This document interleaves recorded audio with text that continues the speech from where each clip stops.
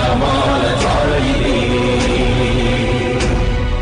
విశ్వ కళ్యాణ సూత్రీదే ధర్మము ఆది అనంతము సత్యము సార్థకలంకము జాత్యంకార పర్యవసానము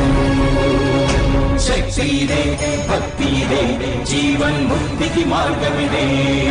పంచమ వేద సారం మహాభారతం కృష్ణుడు చూపిన లీల ఇది జీవన వేద మార్గమిది గీత జనించిన క్షేత్రమే ఇది మహాభారతం